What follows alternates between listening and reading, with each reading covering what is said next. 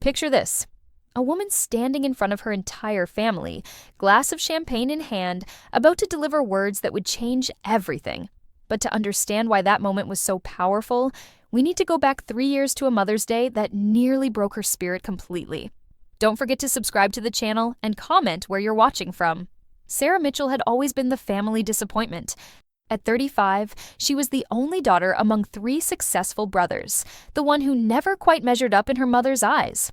While her brothers were doctors, lawyers, and business owners, Sarah worked as a part-time administrative assistant at a small dental office, struggling to make ends meet after a messy divorce that left her with more debt than dignity. That particular Mother's Day started like any other family gathering. The annual brunch at her mother's country club in Connecticut was a tradition that Sarah had come to dread but never dared skip. The dining room was filled with the usual suspects: her mother, Patricia, holding court like a queen, her 3 brothers with their perfectly polished wives, and their children, all dressed in their Sunday best. Sarah had scraped together money she did not have to buy her mother a small bouquet of flowers from the grocery store. She watched as her brothers presented elaborate gifts: a weekend spa retreat, a designer handbag, jewelry that sparkled under the restaurant's crystal chandelier. When it came time for Sarah's gift, she felt the familiar knot in her stomach tighten. "Oh, Sarah," her mother said, barely glancing at the flowers. "How thoughtful." The pause spoke volumes, and the table fell into an uncomfortable silence that felt like judgment itself. But the real humiliation was yet to come. As the family sat around the elegant table overlooking the golf course, the conversation naturally turned to achievements and updates. Her brother David talked about his latest medical research breakthrough. Her brother Michael shared news of his law firm's expansion. Her youngest brother, James, announced his promotion to vice president at his investment company. Then, all eyes turned to Sarah. "And what about you, dear?" her mother asked, with that tone Sarah knew all too well. "Any developments in your career?" Sarah felt her cheeks burn as she mumbled something about possibly getting more hours at the dental office. The collective lack of enthusiasm was palpable. Her sister-in-law Jennifer actually rolled her eyes.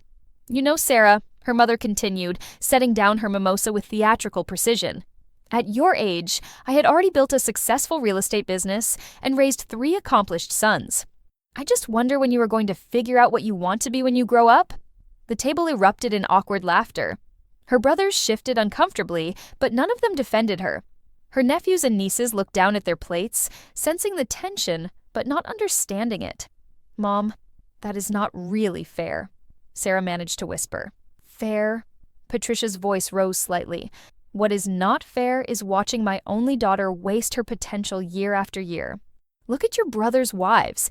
Jennifer has her interior design business, Michelle runs that successful catering company, and even Lisa finds time to volunteer for 3 different charities while raising 2 children. What exactly do you do with your time?" Sarah felt something crack inside her chest. The humiliation was suffocating. She could barely breathe as the conversation moved on around her, as if she had simply vanished from the table. She finished her meal in silence, listening to her family discuss vacation plans, home renovations, and private school applications for the grandchildren. When the brunch finally ended, Sarah hugged everyone goodbye with a smile that felt like plastic melting on her face. She drove home to her tiny apartment above a pizza shop, threw herself on her secondhand couch, and cried until her eyes were swollen shut. But somewhere between the tears and the silence of her empty apartment, something shifted. The humiliation that had felt like poison began to crystallize into something else entirely: determination. Sarah looked around her cramped living space, at the stack of unpaid bills on her kitchen counter, at the reflection of herself in the bathroom mirror with mascara streaked down her cheeks, and made a decision that would change everything. She was done being the family disappointment. She was done being invisible. She was done apologizing for taking up space in the world. That Monday morning, Sarah walked into the dental office with a new energy. Instead of just answering phones and scheduling appointments, she began paying attention to the business side of the practice. She noticed inefficiencies, outdated systems, missed opportunities. During her lunch breaks, she started researching business management courses at the local community college. She enrolled in night classes while keeping her day job, studying business administration with a focus on healthcare management. Her evenings, once spent watching Netflix and feeling sorry for herself, became dedicated to homework, research, and building skills she had never imagined she could develop. The transformation was not dramatic or Instagram-worthy. It was quiet, methodical, and completely under the radar. Sarah did not announce her classes to her family. She did not post about her small victories on social media. She simply showed up day after day, building herself into someone new. During her courses, Sarah discovered she had a natural talent for organization and systems improvement. She could see patterns and solutions that others missed. Her professors began to notice her insightful contributions to class discussions. For the first time in years, Sarah felt intellectually alive. At the dental office, she quietly began implementing small improvements. She reorganized the filing system, created a more efficient scheduling protocol, and developed a patient follow-up system that increased retention rates. Dr. Reynolds, the practice owner, started to rely on her input more and more. "Sarah, I do not know what has gotten into you lately," he said one afternoon, "but whatever it is, keep it up. The office runs so much smoother when you are here." That simple acknowledgement felt like sunlight after years of rain. As months passed, Sarah's confidence began to grow in ways that surprised her.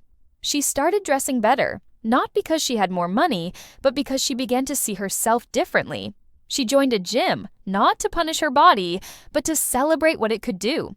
She read voraciously, expanding her knowledge beyond business courses into leadership, psychology, and personal development. The most significant change happened when Dr. Reynolds announced he was considering early retirement. Instead of panicking about job security like the old Sarah would have done, she saw an opportunity. "Dr. Reynolds," she said during their weekly meeting, "what if I told you I had ideas for expanding the practice? What if we could increase revenue by 30% while improving patient satisfaction?" He looked at her with surprise and genuine interest. "I would say, tell me more." Sarah presented a comprehensive business plan she had been developing for months.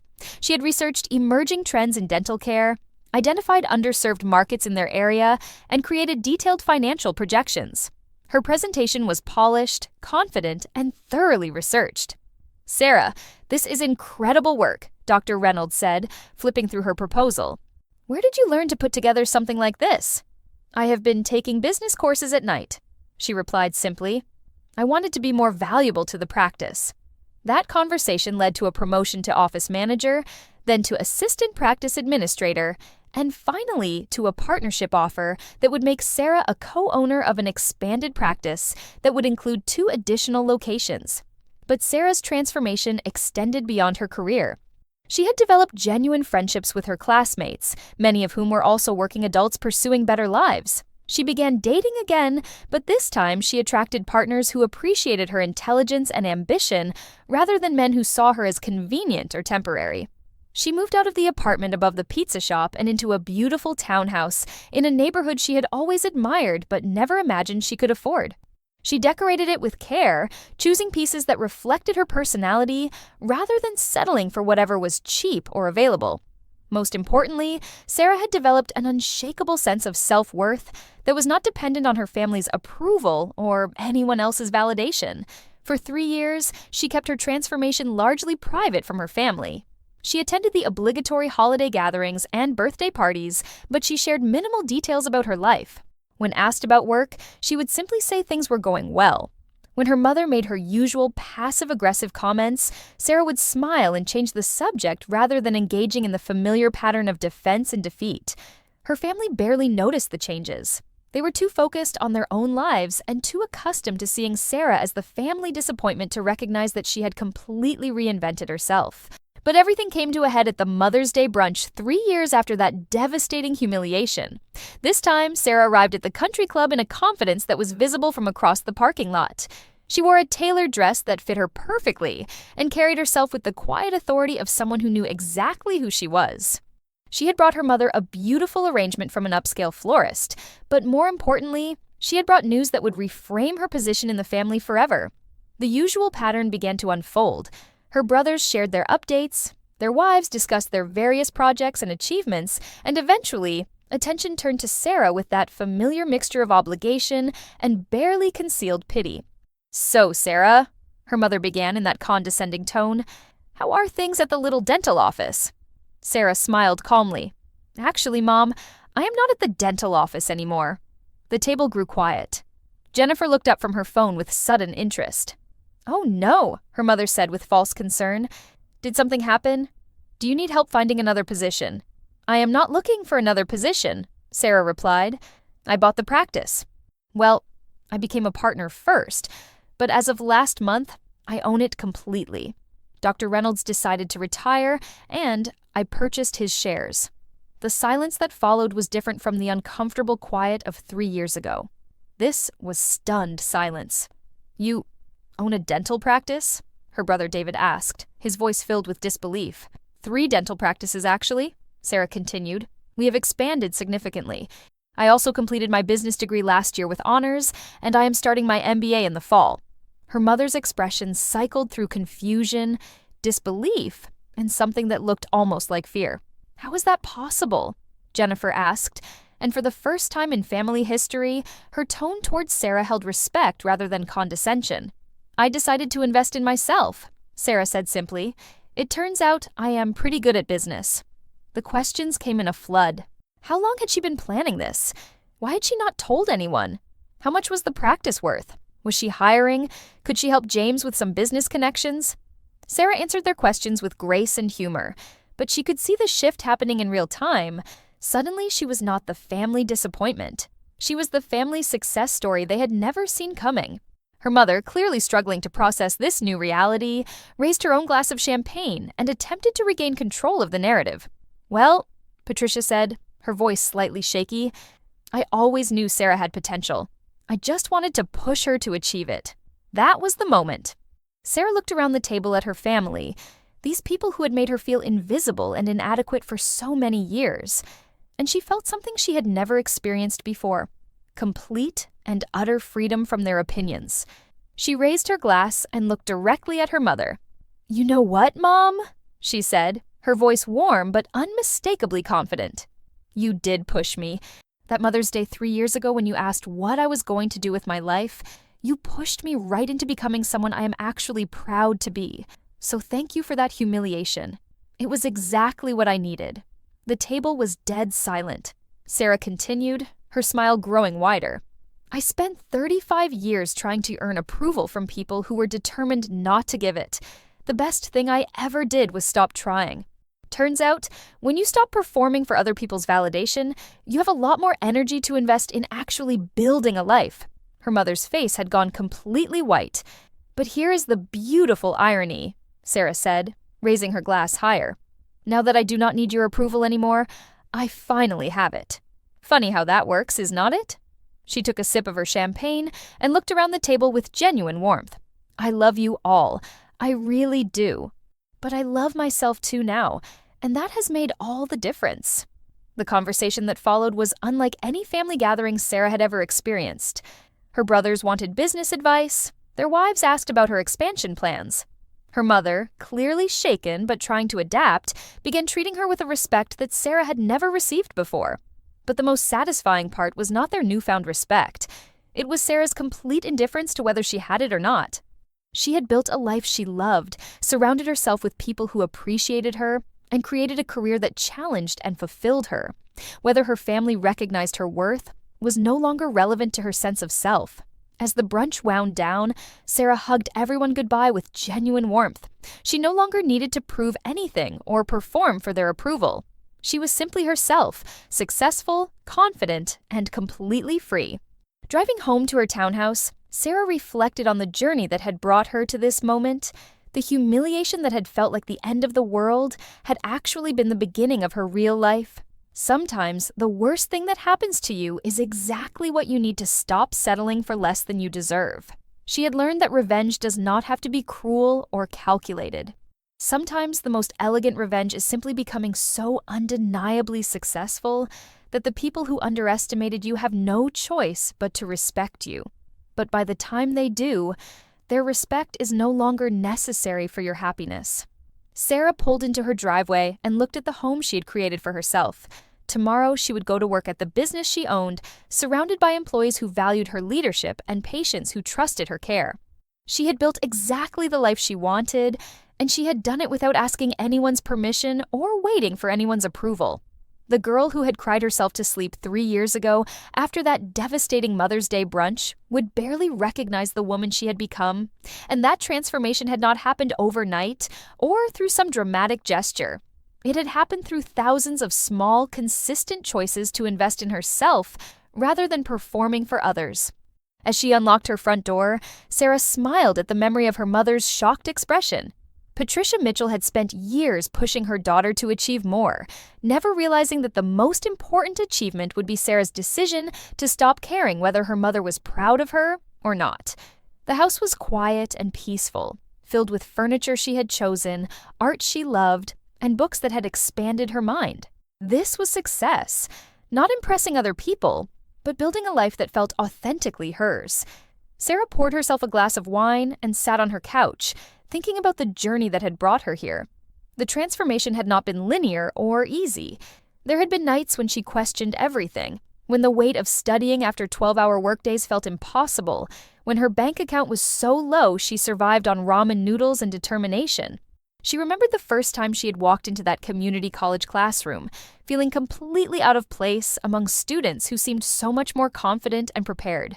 At 35, she was older than most of her classmates, and the imposter syndrome had been overwhelming. She had sat in the back row, convinced that everyone could see she did not belong there. The first few weeks had been brutal. Sarah had not been in a classroom setting for over 15 years, and the academic rigor felt foreign and intimidating. Her first quiz in business statistics had been a disaster.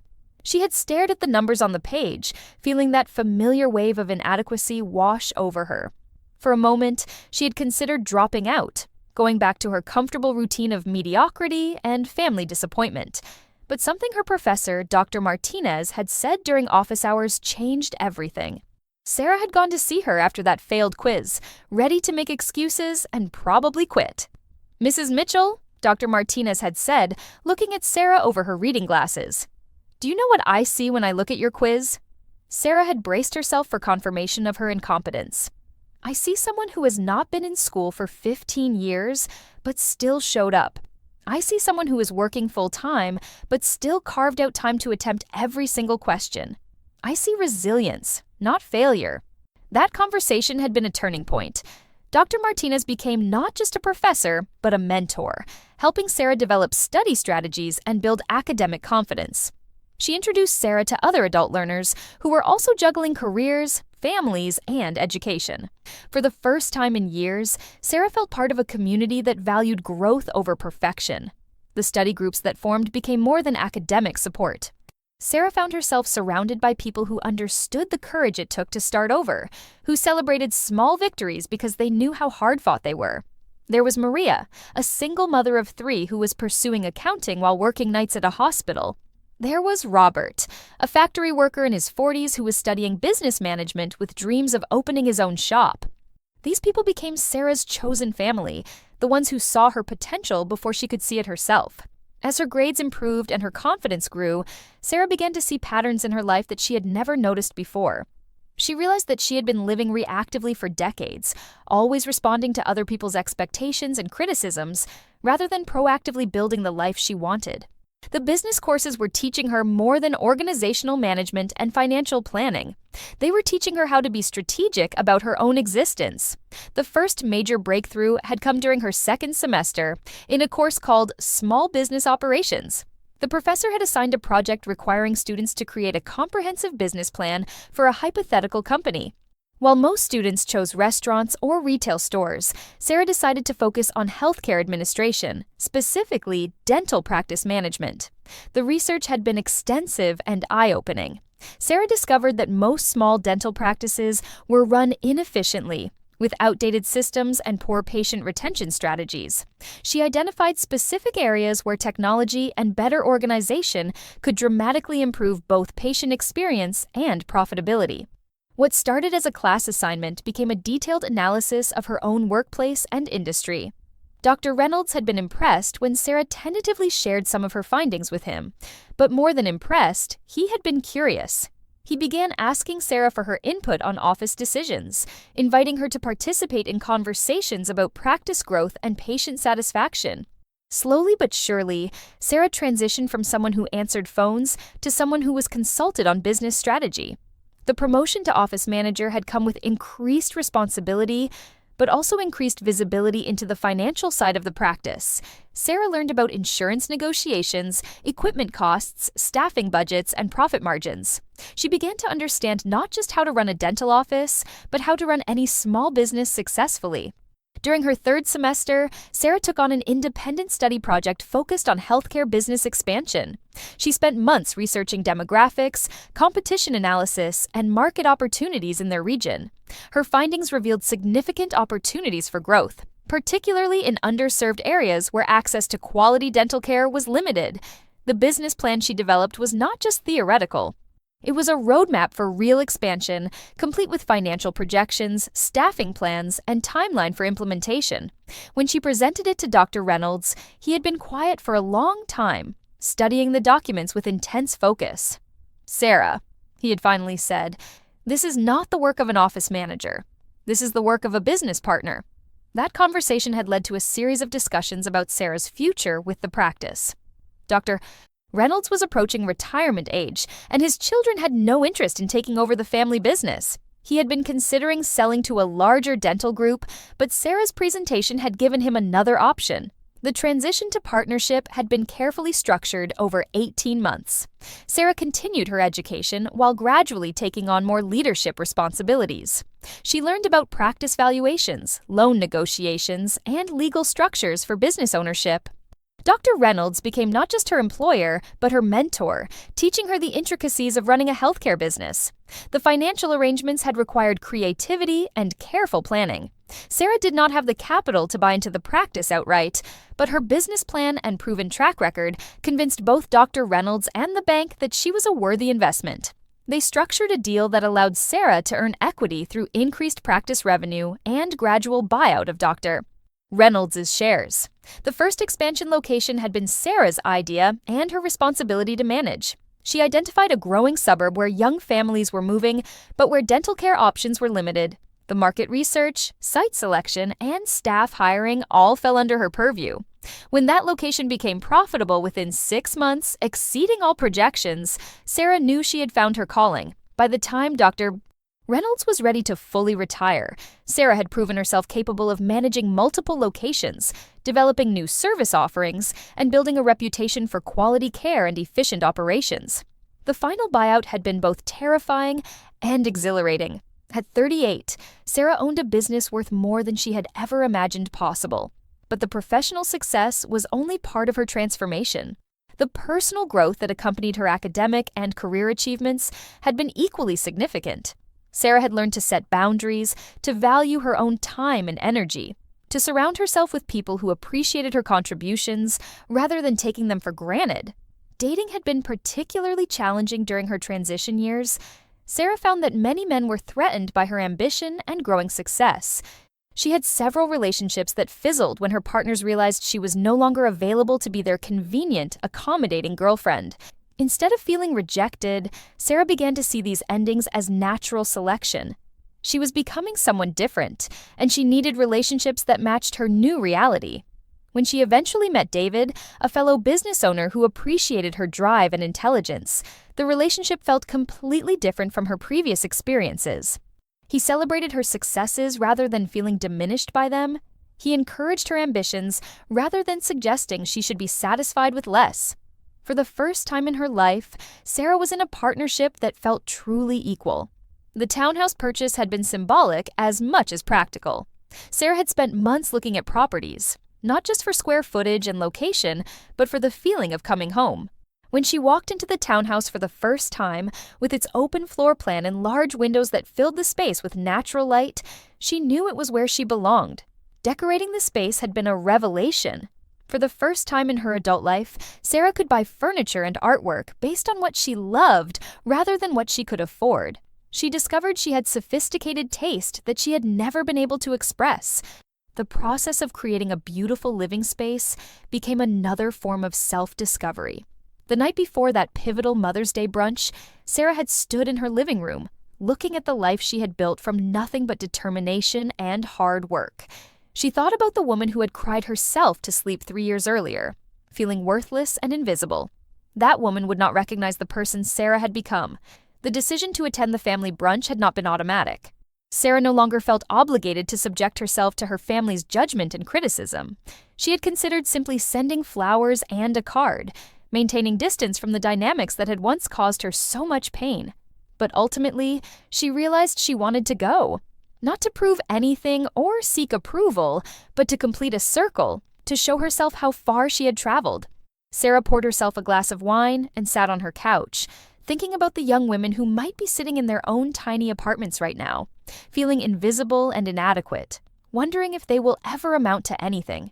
She wished she could tell them that the opinion that matters most is the one you have of yourself, and that can change everything. She thought about Maria from her study group, who had just graduated with her accounting degree and landed a position at a prestigious firm. She thought about Robert, who had opened his automotive repair shop and was already expanding to a second location. She thought about Dr. Martinez, who had seen potential in a frightened, defeated woman and helped her discover her own strength. The ripple effects of her transformation extended far beyond her own life. The dental practices she now owned employed 23 people, providing stable jobs with good benefits in their community. The scholarship fund she had established at the community college helped other adult learners pursue their education without the financial stress that had made her own journey so difficult. But mostly, she was grateful. Grateful for the humiliation that had forced her to grow. Grateful for the family that had underestimated her because their low expectations had freed her to exceed her own. And grateful for the quiet, determined woman she had become through the simple act of refusing to accept less than she deserved. That Mother's Day toast had been 3 years in the making, and it tasted exactly like victory should, not bitter with revenge, but sweet with the satisfaction of a life well lived. Thank you for joining me on this journey. If you like this story, please like this video, subscribe to the channel, and share your thoughts about this story in the comments. To listen to the next story, click on the playlist now showing.